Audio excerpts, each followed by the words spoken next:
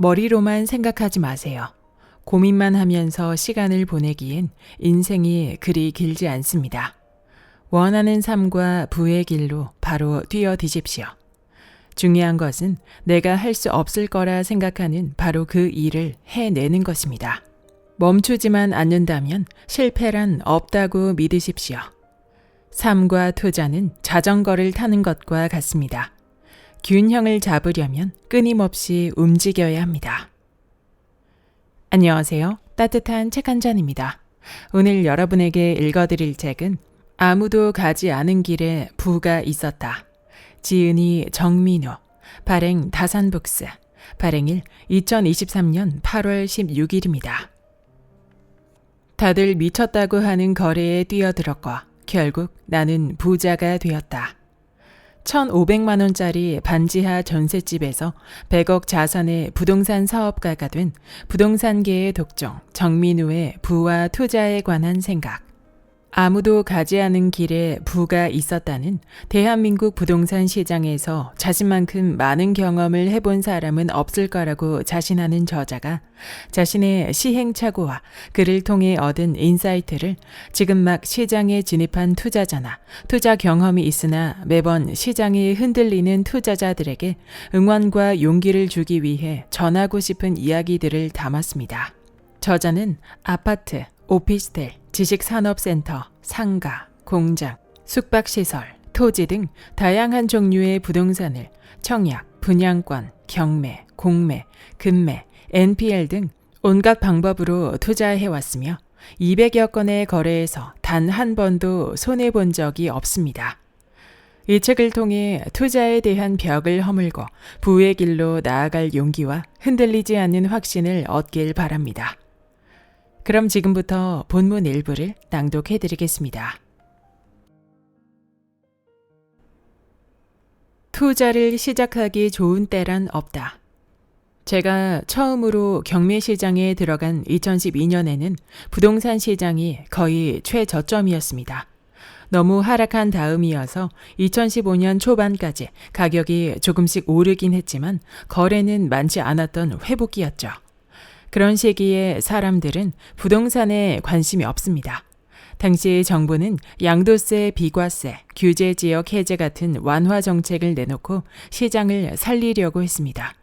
내수는 살아날 기미가 보이지 않고 세수 확보도 되지 않으니 비상이었을 겁니다. 2023년인 현재와 비슷하게 정부는 거래량을 조금이라도 늘리고 부동산 시장을 연착륙시키려고 노력했던 시절이었습니다. 요즘 들어 사람들에게 부동산 상승기와 하락기를 다 거치고 어떻게 건재했느냐는 질문을 많이 받습니다. 그에 대한 저의 대답은 단순합니다. 경기 흐름이요? 저는 그런 걸 제대로 신경 쓸 겨를도 없이 투자했습니다. 시장이 침체됐다는 얘기가 돌면 경쟁자가 적어져서 좋았고 시장이 호황이라는 얘기가 들리면 제가 산 부동산을 사려는 사람이 많아져서 좋았죠. 시장이 좋든 안 좋든 안전 마진만 따지면 투자는 언제든 할 수 있습니다. 저는 그때 초보 투자자였고 시장 상황은 볼 줄도 몰랐으며 솔직히 나무 하나하나를 보느라 숲에는 관심도 없었습니다. 그저 경매 한 건 한 건을 조사하고 입찰할 물건을 추리는 데 집중할 뿐이었습니다. 제가 입찰을 준비하면서 내다본 미래는 고작 1, 2년 후였습니다. 현재가보다 얼마나 더 싸게 살 수 있을까? 전세로 놓으면 내 돈이 얼마 정도 들어갈까? 월세로 바꾸면 이자 빼고 얼마가 남을까? 1, 2년 후엔 얼마나 오를까? 이런 생각을 하느라 바빴습니다. 최대한 대출을 받아 싸게 사서 큰 욕심 없이 파는 것을 빠르게 반복하는 방법만 생각했습니다. 나는 대출 없이 영원으로 소형 아파트를 산다의 저자인 잭파 씨의 투자 방법을 보면 하나의 아파트를 매입하기 위해 여러 경기 지표를 활용합니다. 미국을 중심으로 한 세계 경제부터 시작해 전국, 도, 시, 군, 구 순으로 지역을 좁혀서 시장을 분석하는 톱다운 방식입니다. 만약 미국의 경기 흐름이 좋지 않으면 우리나라의 부동산 시장도 좋지 않으리라고 유추하는 것입니다. 반면 경매는 보텀업 방식입니다. 일단 특정 물건이 경매로 나와야 조사를 할 수 있습니다. 특정 지역에 아파트가 나온 것을 보고 그 단지를 분석하고 그 물건으로 안전 마진을 확보할 수 있는지를 따지는 것이죠. 경매로 나오는 한정적인 물건만을 대상으로 분석하니 시야가 다릅니다. 경제 지표의 수치나 시장 심리가 좋지 않더라도 물건에 따라 투자 기회를 엿볼 수 있습니다. 예를 들어 고금리 시기와 같이 시장 심리가 위축될 땐 입찰하려는 사람이 줄어듭니다. 그러면 매수자 우위의 시장이 형성되고 경쟁 없이 낮은 가격에 살 수 있어 안전 마진을 더 확보할 수 있습니다. 저는 초기엔 경매 투자에 집중했기 때문에 세계 경제의 흐름을 읽는 등 복잡한 시장 분석이 크게 중요하지 않았습니다. 가치 있는 부동산을 싸게 산다는 원칙만 지키면 투자는 언제든 할 수 있습니다. 제 관심사는 오로지 어떻게 하면 가치 있는 부동산을 싸게 살까에 관한 것이었고 그 방법을 찾는 데만 완전히 집중해 찾아다녔습니다. 싸게 사면 손해볼 일이 없다. 주로 경매를 통해 싸게 낙찰받으니 결코 손해를 보지 않았습니다. 그것이 반복되자 안전 마진만 확보된다면 부동산 투자는 리스크가 없다는 사실이 머릿속에 박혔습니다. 지금도 저는 풀 레버리지로 투자하지만 불안하지 않습니다. 안전 마진을 확보했으니 어떤 상황이 와도 멘탈이 흔들리지 않았으니까요. 자산은 상승과 하락의 부침이 있을지언정 시간이 지날수록 우상향하고 싸게 낙찰받는다면 적어도 손해는 안 본다는 확신이 있습니다. 길게 본다면 거시경제나 금리 변동에 이리 일비할 필요가 없습니다. 제게 금리의 높고 낮음은 투자 여부의 문제가 아닌 어떤 투자를 하느냐의 문제일 뿐입니다. 투자를 하다 보면 예측과 다르게 수익률이 빗나가기도 하지만 적정 안전마진만 확보하면 무조건 이기는 게임입니다. 그건 하락기에도 마찬가지입니다. 저는 12년 이상 투자를 하면서 단 한 번도 손해본 적이 없습니다.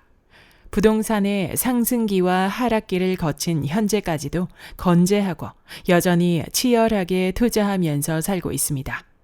특히 하락기에는 유명 투자자들도 저에게 미팅이나 상담을 요청하는 것을 보면 저도 신기합니다. 저로서는 제가 세운 원칙에 충실했을 뿐인데 말입니다. 지금 투자해야 하는 단 한 가지 이유를 찾아라. 부자는 돈을 벌 방법을 찾는다. 월세 10만 원이 나오는 부동산을 투자하길 권했을 때 보통은 이렇게 대꾸합니다. 10만 원? 까짓 그거 벌려고 투자한다고? 세금이 더 나오겠네. 하지만 부자 마인드를 갖고 있는 사람이라면 다른 답변을 합니다. 그래서 투자금이 얼만데? 그 다음 입지, 수요, 교통, 주변 환경 등을 따져봅니다. 월세가 10만 원 밖에 나오지 않더라도 실투자금이 들어가지 않거나 1,000만 원 내외라면 투자를 고려해 볼 수 있으니까요. 월 10만 원이 작다고 생각합니까? 3% 금리라면 무려 4천만 원을 예금해야 얻을 수 있는 이자라고 생각하면 다르게 느껴질 겁니다. 여기서 이미 부자인 사람은 한 번 더 묻습니다. 그래서 몇 개를 살 수 있는데? 투자를 못하는 사람은 온갖 핑계를 대며 투자를 망설이지만 부자 마인드를 가진 사람은 어떻게든 투자할 방법과 이유를 찾아냅니다. 돈이 없는 건 투자를 못하는 이유가 될 수 없다. 부동산은 주식 등 다른 투자와 다르게 큰 돈이 오가므로 쉽게 시작할 수 없다는 편견이 있습니다. 대출과 임대보증금을 잘 활용하면 생각보다 돈이 많이 들지 않습니다. 2021년 3월 제 경매 수업을 들은 어떤 학생은 원주 무실동 아파트를 2억 7,200만 원에 낙찰받아 왔습니다. 그리고 잔금을 낸 지 한 달도 채 되지 않아 2억 8천만 원에 전세 계약을 했습니다. 실투자금 없이 40평대 아파트 한 채에 투자한 셈입니다. 이런 무피 투자 사례는 너무 많아서 일일이 언급하기도 번거롭습니다. 저는 통장에 잔고가 없을 때도 가슴을 뛰게 하는 부동산을 찾기 위해 경매 사이트를 수시로 접속했습니다. 돈이 없다고 멈춰 있는 게 아니라 좋은 물건을 찾기 위해 계속 안테나를 세웠고 일단 발견하면 레버리지를 최대한 활용했습니다. 매입할 때 당장 마이너스 수익이 예측되더라도 1, 2년 후에 시세 차익에 대한 확신이 있다면 레버리지를 적극 활용해 투자했습니다.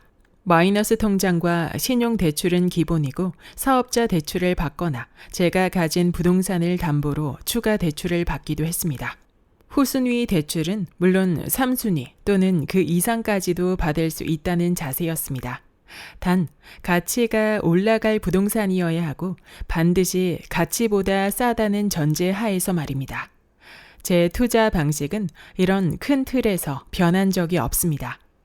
온갖 방법을 동원해도 투자금이 부족할 때는 함께 투자하는 지인들과 가족, 친인척 등을 설득해 차용증을 써주고 돈을 빌렸습니다. 이쯤 되면 미쳤구나 싶을 것입니다. 세상에, 나는 그런 위험한 짓은 하지 않을 거야 하며 거부감을 가질 수도 있습니다. 제가 말하고자 하는 것은 무작정 덤벼들어라, 대출을 끝까지 받아서 위험에 올라타라는 게 아닙니다. 부자가 되지 못하는 사람들은 대개 당장 투자하지 못하는 이유를 아주 잘 찾아냅니다. 그중 가장 흔한 이유가 돈이 없어서입니다. 그러나 돈이 부족한 것은 투자를 망설이는 이유가 되지 못합니다. 앞으로의 결과가 좋지 않을 거라 생각하거나 비관적이면 어떤 투자든 내 돈이 들어갈 수 없습니다. 결과를 낙관하고 현재의 위치에서 최선을 다해 방법을 찾고 미루지 않고 도전하는 것. 제 주위의 자수성가한 부자들의 공통된 성향입니다. 스스로 할 수 있는 모든 일을 다하고 겸허히 결과를 기다리는 진인사대 천명의 자세가 필요합니다. 부의 티핑 포인트는 반드시 온다. 현재의 사고방식이 미래의 부를 결정한다. 현재 나의 위치는 어제까지 내 사고방식과 행동의 정확한 결과값입니다. 결과를 다르게 하려면 생각을 달리해야 합니다. 생각의 한계가 그 사람이 성장할 수 있는 최고치입니다. 어떤 결과물도 그 사람의 생각 수준을 넘어설 수 없습니다. 그러니 사고의 한계를 확장하지 않으면 1년, 3년, 아니 10년 후에도 나이만 더 먹을 뿐 결과값은 비슷할 겁니다. 이는 현상 유지가 아닌 퇴보입니다. 자기 사고의 한계와 경험의 폭을 넓히는 것만이 투자를 지속할 수 있는 유일한 방법입니다. 반대로 돈에 초점을 맞추면 아무것도 되지 않습니다. 그래, 돈 좀 덜 벌면 어때? 아무리 미쳐도 경험은 남겠지. 저는 이런 생각으로 눈에 보이는 족족 투자에 뛰어들었습니다. 어떻게 보면 약간 미친 과정을 거치고 나니까 거래해보지 않은 부동산 종류가 없을 정도가 되었습니다. 그만큼 경험하고 나니 자신감이 생겼습니다. 성공한 투자가 많으니 뭘 하든 잘 될 거라는 자만이 아닙니다. 경험이 쌓이니 어떤 상황에서도 대처할 수 있겠다는 믿음입니다. 그 자신감으로 제가 하는 투자에 확신을 가질 수 있었고 시간에 베팅하면 성공할 거라고 생각했습니다. 이전에 1,500만 원으로 100만 원을 벌었다면 이제는 1억 5천만 원으로 1,000만 원을 벌 수 있겠구나. 이런 식으로 투자 금액에 0을 하나씩 더 붙여서 사고하기 시작했습니다.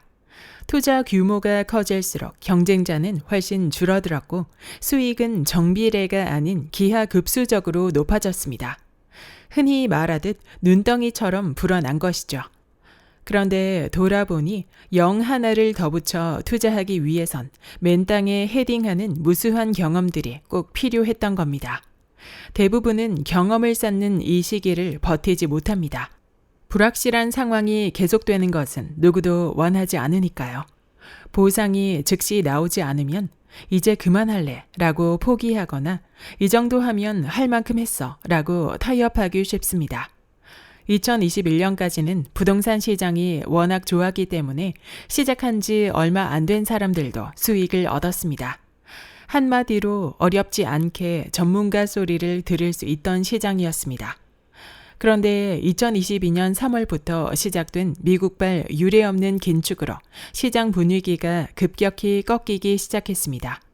그제서야 부동산 시장이 한순간에 움츠러들 수 있다는 걸, 투자가 만만하지 않다는 걸 경험한 사람들이 생겨났습니다.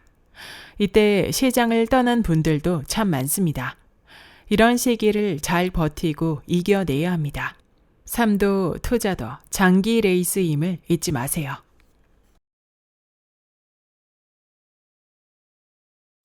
현금 자산 3억의 대기업 부장과 부동산 6채의 30대 부부. 연봉과 투자 수익은 비례하지 않는다. 저는 직업상 많은 분을 만났습니다. 그중 대기업 부장인 CC는 금융자산이 3억 원 이상 되는 고소득자입니다. 골프를 좋아하고 성격도 호탕해서 몇 번 자리를 함께 했습니다. 주로 해외 채권이나 주식에 투자하는데 부동산으로 갈아타고 싶어 했습니다. 수도권의 상가와 공장에 몇 번의 경매 입찰을 했고 지방의 건물에 근저당권 채권 매입을 통한 유입을 몇 번 시도했습니다. 하지만 지나치게 보수적으로 접근하는 탓에 실패를 반복했습니다. 결국 시간이 지나 부동산 가격이 올라가는 악순환을 반복하자 자연스레 통화 횟수가 줄었습니다. 어느 날 월세 500만 원 정도 나오는 부동산을 알아봐 달라는 연락을 받았습니다. 회사가 갑자기 안 좋아져서 구조조정 전에 희망퇴직자를 받고 있는데 아무래도 버티기가 어려운 모양이었습니다. 그동안 고액 연봉을 받아왔음에도 사는 집을 제외하고 월세 한 푼 나오는 부동산이 없었습니다.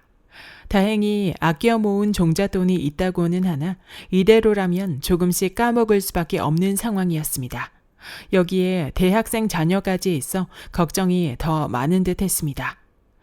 남의 일처럼 느껴집니까? 있는 사람의 배부른 소리 같습니까? 불안한 마음은 누구나 똑같습니다. 준비된 퇴직이 아니라면 희망퇴직이 아니라 절망퇴직이 될 수도 있습니다.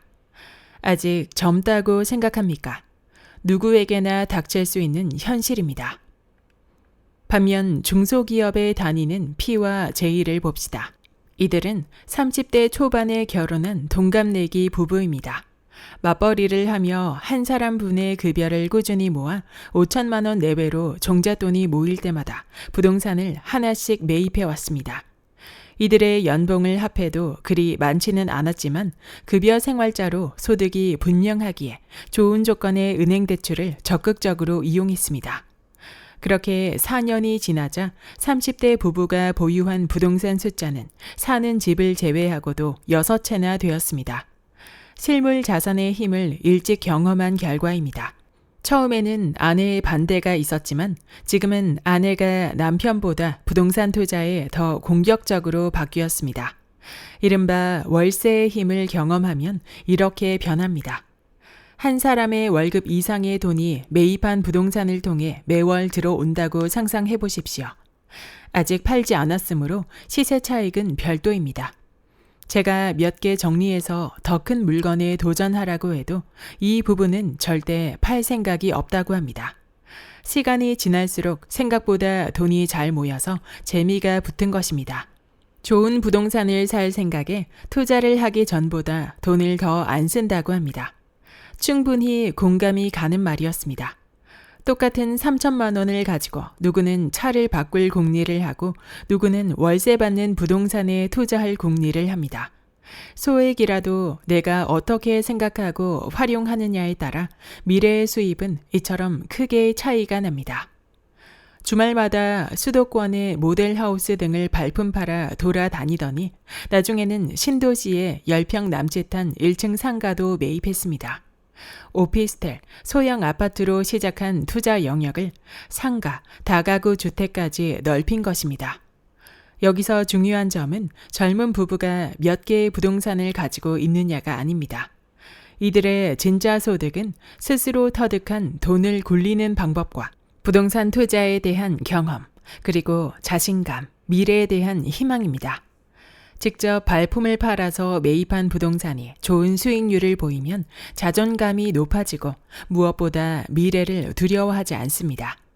이들의 경우 아직 젊어서 정령 걱정은 없겠지만 설사 회사를 그만둬도 월급 이상의 돈이 들어오는 시스템을 만들어 놓았으니 불안할 일이 없을 것입니다. 나란히 뻗어 있는 두 평행선을 상상해 봅시다. 그중 한 선의 각도가 1도 정도 틀어지면 처음에는 눈에 잘 보이지 않습니다. 하지만 그 작은 차이는 시간이 갈수록 확연해지고 결국 엄청난 격차로 벌어집니다. 현재의 소득의 많고 적음은 그리 중요하지 않습니다. 적더라도 고정적인 수입이 있다면 한 살이라도 젊을 때 도전하십시오. 부는 연봉보다 투자 경험에 더 큰 영향을 받습니다. 대출이 많다고 100억 부자를 걱정할 텐가? 위험한 건 대출이 아니라 투자할 시도조차 하지 않는 것. 대출이요? 저는 대출 없어요. 아직도 이렇게 당당하게 이야기하는 사람이 많습니다. 자신은 대출 같은 위험한 짓은 하지 않는 안정적인 재무 구조를 가진 사람이라는 뜻이 내포되어 있습니다. 마찬가지로 대출을 받는 것에 몸서리치는 사람도 많습니다. 저는 대출 받는 건 싫어요. 갚을 자신도 없고요. 투자는 해야겠다면서 종잣돈도 없고 대출도 싫다면 무슨 돈으로 투자하겠다는 말입니까? 지금이야 대출에 대한 인식이 많이 달라졌지만 5, 6년 전까지만 해도 제가 부동산을 살 때마다 낙찰가의 80에서 90%까지 대출을 받는다고 하면 이상한 사람 취급을 받았습니다. 그러다 큰일 난다며 걱정 아닌 걱정도 들었습니다. 그런데 저는 오히려 대출이 없는 상황에 안심하며 투자할 시도조차 하지 않는 그들을 걱정했습니다. 월급과 같은 고정소득이 있는데도 대출을 받는 것을 두려워하는 분이 생각보다 많습니다. 아직도 이런 사람이 많다는데 놀랐습니다. 하지만 그들 역시 대출을 받아 투자하는 저를 위험하거나 이상하게 보는 건 마찬가지입니다. 이는 가치관의 차이입니다. 특히 요즘 시대에는 금수저가 아닌 이상 대출받지 않고 부동산 투자를 시작하기 힘듭니다. 이미 많은 사람이 이 사실을 알고 있지만 여전히 대출을 무서워합니다. 부동산으로 부자가 되기를 바란다면 대출에 대한 생각을 완전히 바꿔야 합니다. 무조건 대출 받으라는 것이 아닙니다. 먼저 대출에 관한 개념부터 다시 잡아보시죠. 레버리지로 투자의 벽을 뛰어넘어라. 2023년 5월 한 수강생이 신분당선 동천역에서 도보 1분 거리의 오피스텔을 매입했습니다. 약 1억 6,700만 원에 낙찰받아 무려 140만 원의 월세를 받고 있습니다. 수익률은 9.6%에 달합니다. 실화냐고요? 그렇습니다. 이분은 대출 금리가 높다고 가만히 있지 않았습니다. 이때 대출은 낙찰가의 80%를 받았습니다. 이처럼 부자가 되려면 풀 레버리지를 두려워하지 말아야 합니다. 실투자금이 적게 들어갈수록 남은 자금으로 더 좋은 투자 기회를 잡을 수 있기 때문입니다. 흔히 부동산 투자자는 한 채씩 매수할 때마다 집이 하나 더 생겼다며 기뻐할 것 같지만 꼭 그렇지만도 않습니다. 제일 먼저 드는 생각은 오히려 이제 진짜 돈 없네 입니다. 그만큼 새로운 투자를 할 때마다 가용자금을 최대한 끌어모으기 때문입니다. 다만 레버리지는 확신이 있을 때 써야 합니다. 그 확신을 위해 손품과 발품을 파는 것입니다. 운에 맡기는 레버리지는 오래 가지 못합니다. 돈이 없는데도 머리를 짜내서 또 한 채를 사고 있다면 비로소 부자가 되는 길로 들어선 것입니다. 이런 사람들이 몇 주, 몇 달을 분석하고 현장을 다니다 보면 무수히 많은 매물 중에서 진짜배기가 제발 저를 데려가 주세요 하는 외침을 들을 수밖에 없습니다. 투자를 못하는 이유는 돈이 없어서가 아니라 확신이 없기 때문입니다.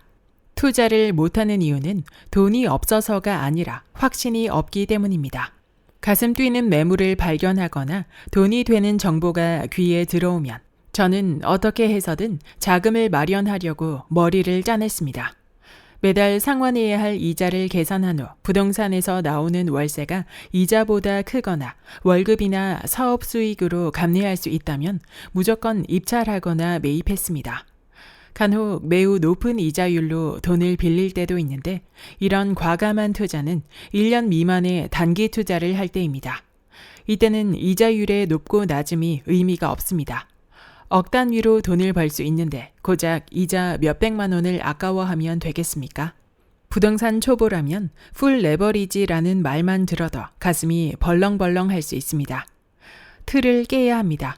부동산 투자를 하면서 금융에 대한 틀을 깨지 못하면 발전을 기대하기 어렵습니다.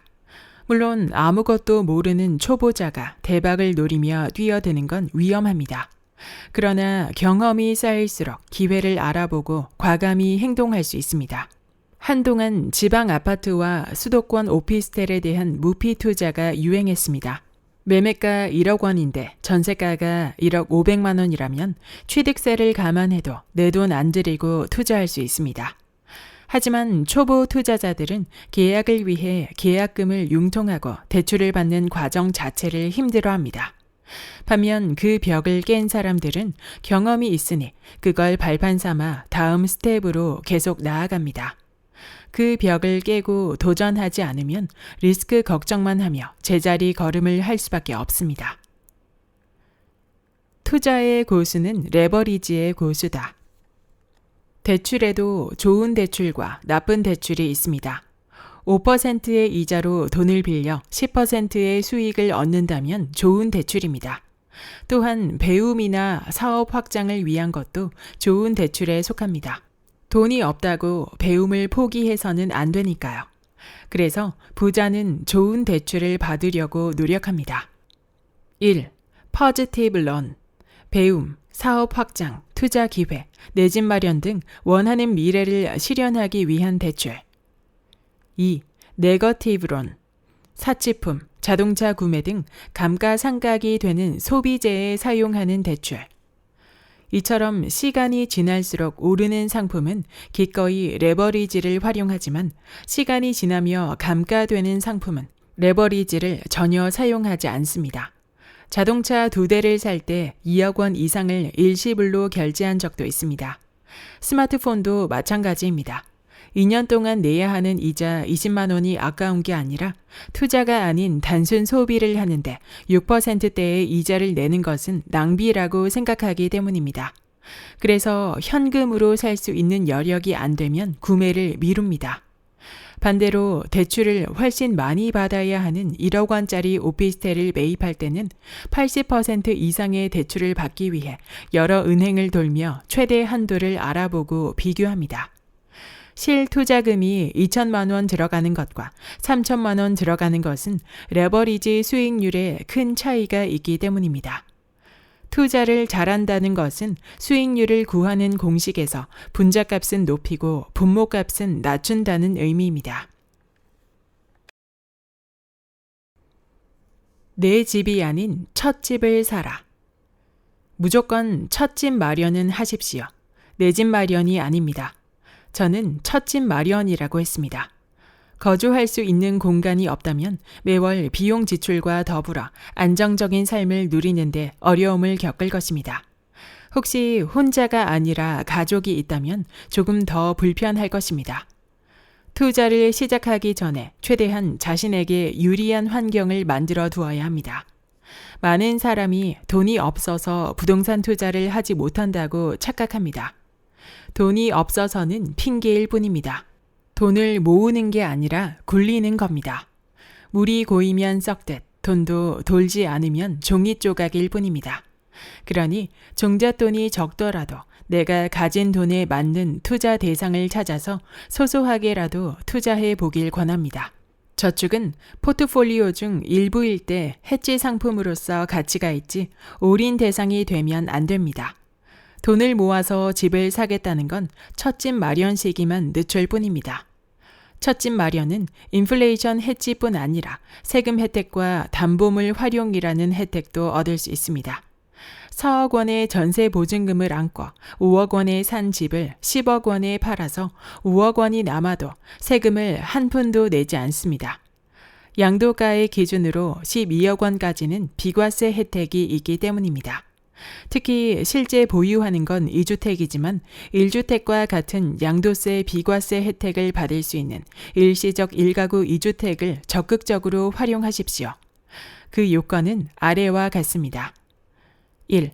종전주택을 취득한 날부터 1년 이상 경과 후 신규 주택 취득. 2. 양도일 현재 종전주택 2년 이상 보유. 3. 신규 주택 취득하고 3년 이내 기존 주택 양도. 갈아타기를 통해 자산을 불려 나가야 합니다. 그러려면 일단 첫 집 등기부터 시작하세요. 첫 발을 떼고 느리더라도 조금씩 확장해 가십시오. 부동산은 임대할 때보다 소유할 때 활용할 수 있는 방법이 더 많습니다. 이렇게 당장 투자를 시작하라고 하면 대부분은 왜 하필 아무것도 준비되지 않은 지금이어야 하지? 라고 생각하기 마련입니다. 그러나 저는 도리어 묻고 싶습니다. 몇 년 뒤에 목표로 삼았던 종잣돈을 모았다고 가정합시다. 그때는 바로 투자할 수 있을 것 같습니까? 지금 당장 하지 않으면 영원히 하지 않는 것과 같다. 제가 좋아하는 말입니다. 처음부터 부동산 투자를 잘하는 사람은 없습니다. 자수성가한 부동산 부자들도 처음에는 가까스로 손해를 면하거나 몇백만 원만 남기고 부동산을 팔아보기도 하고 매월 몇십만 원 정도 들어오는 월세로 출발했다는 사실을 기억하십시오. 그 단위가 달라지기까지 수많은 시행착오를 겪었을 뿐입니다. 누구나 리스크를 감수하지 않고 부자가 되길 원합니다. 하지만 그런 일은 불가능합니다. 투자는 꾸준히 오래 하는 사람을 이길 수 없습니다. 멘탈은 고정소득에서 나온다. 투자 시장에서 오랫동안 살아남는 법. 투자를 지속하는 데 필요한 것은 고정소득입니다. 적더라도 일정한 소득이 불확실성을 덜어줍니다. 운이 좋아 한두 번의 풀 레버리지 투자에 성공할 수는 있으나 이게 없으면 투자를 지속하기가 어렵습니다. 그러니 퇴근 후 아르바이트를 하든 주말 근무를 하든 맞벌이 배우자를 선택하든 집에서 인형 눈을 붙이든 급여 외에 정기적으로 들어오는 소득이 필요합니다. 투자에 눈을 떼지 않으면서도 자신의 몸값과 고정소득을 함께 높여가야 합니다. 투자를 열심히 하는 것만으로 외부 변수에 대응하고 부를 향해 나아가는 것은 한계가 있습니다. 반드시 플러스 알파가 필요합니다. 기초 체력을 기르십시오. 위기에 닥쳐서가 아닌 평소에 좋은 책을 많이 읽고 매일 운동과 기록을 하세요. 어려울 때 멘탈 유지는 당신의 기록 노트, 진심으로 돕는 지인들의 손길과 고정소득에서 나옵니다. 고정소득을 늘리는 게 먼저다. 큰 틀에서 보면 돈을 버는 방법에는 4가지 유형이 있습니다. 1. 자신의 시간을 파는 사람, 급여 생활자, 소상공인. 2. 자신의 시간을 비싸게 파는 사람, 전문직 종사자. 3. 타인의 시간을 파는 사람, 기업인. 4. 기업과 자본을 활용해 이익을 얻는 사람, 투자자. 현재의 삶이 만족스럽지 않다면 하나의 영역에만 속해 있을 필요는 없습니다. 어디에 속하든 자신이 진정으로 하고 싶은 일, 잘하는 일을 찾아내려는 시도는 찾을 때까지 계속되어야 합니다. 무엇보다 초보 투자자가 한번 소액 투자에 성공했다고 해서 절대 직장을 그만두면 안 됩니다. 고정소득이 있어야 투자를 더 잘할 수 있습니다. 역설적으로 투자를 할수록 고정소득을 늘려야 합니다. 요즘엔 직장인은 물론 전문직, 공무원, 학생 등 너나 할 것 없이 부업에 뛰어들고 있습니다. 급여 외에 100만 원을 더 버는 것은 투자에 있어 큰 힘을 발휘합니다. 연간 1,200만 원의 고정소득 증가는 수천만 원 이상의 대출 한도를 늘리고 이를 통해 한 단계 높은 부동산에 투자할 수 있기 때문입니다. 투자 소득이 지금 받는 월급의 1.5배 내외로 정기적으로 들어오면 그때는 퇴사를 고민해도 좋습니다. 가슴이 뛰는 길의 끝에 반드시 부가 있다. 우리가 원하는 것은 대부분 안전지대 밖에 있습니다. 익숙한 것에서 벗어나 낯선 세상으로 모험하는 것은 더 이상 선택의 문제가 아닙니다. 하지만 사람들은 행동하기 전에 목적지를 명확히 정하고 싶어 합니다. 어딘가에 투자하면 정말 돈을 벌 수 있는지 확인하고 싶어 하는 것도 같은 심리입니다. 도전으로 가득한 길은 결코 순탄하지도 그 목적지가 명확하지도 않습니다. 처음 가는 길에 모든 것을 알고 갈 수 있을까요? 설령 자세한 지도가 있더라도 실제 길과 맞는지 비교하며 가야 합니다. 처음 가는 길이니까요. 확신을 가지기 위해서는 반드시 한 번 그 길을 가본 경험이 있어야 합니다. 그리고 처음이기 때문에 당연히 겪어야 할 위험이 따릅니다. 이를 배우고 극복하는 과정에서 우리는 비로소 돈을 비롯해 관계, 정신, 정서, 육체 등 모든 면에서 발전할 수 있습니다. 결과가 불확실한 상태가 위험한 게 아닙니다. 고민만 하며 이러지도 저러지도 못하고 멈춰 있는 게 가장 위험합니다. 멈춰 있으면 실수도 배움도 피드백도 아무것도 얻지 못하고 그저 시간만 흘려보낼 뿐입니다. 이 지점을 반드시 통과해야 합니다. 머리로만 생각하지 마세요. 고민만 하면서 시간을 보내기엔 인생이 그리 길지 않습니다. 원하는 삶과 부의 길로 바로 뛰어드십시오. 중요한 것은 내가 할 수 없을 거라 생각하는 바로 그 일을 해내는 것입니다. 멈추지만 않는다면 실패란 없다고 믿으십시오. 이 책의 마지막 페이지를 덮고 어제와는 다른 삶을 살겠다고 절실한 감정을 바탕으로 결단하십시오. 성공적인 삶의 비결은 그저 계속 실행하는 것에 있습니다.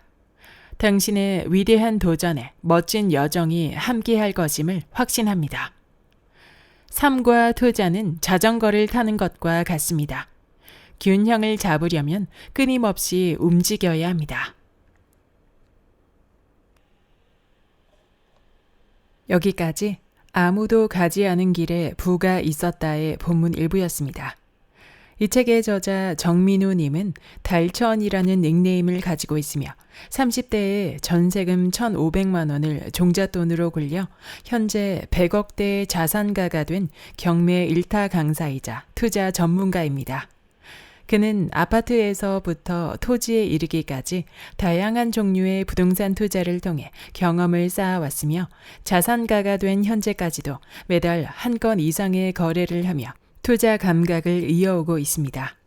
그는 현재 대부 사업도 하며 채권, 신탁 등으로 투자 범위를 넓혔고 상승기든 침체기든 관계없이 수익을 내는 성공 투자를 할 수 있었습니다. 책을 읽어보면 알 수 있듯 저자의 부동산 투자의 뿌리는 경매였습니다. 어려운 가정 형편에 종잣돈도 적었고 오로지 싸게 사서 조금이라도 수익을 내는 투자에 집중하며 부동산 투자 경험을 쌓아 나간 것입니다. 경매는 현재 전세가보다 저렴한 가격으로 입찰을 받아 더 높은 가격으로 전세 계약을 하면 자기 자본 없이도 플러스 프리미엄 투자가 가능하기에 매력적인 투자 방법입니다. 책 속에는 경매를 통해 최소의 종잣돈으로 성공 투자를 한 사례들이 풍부했기에 경매의 매력을 다시 한 번 더 느낄 수 있었습니다.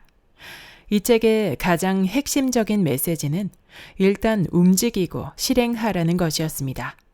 나는 종잣돈이 없어서, 나는 대출을 많이 받는 게 싫어서, 일단 돈을 모은 후에 사고 싶어서처럼 마음은 있지만 실행하지 않는다면 결코 어떤 일도 일어나지 않는다는 사실을 저자는 강조하고 있습니다.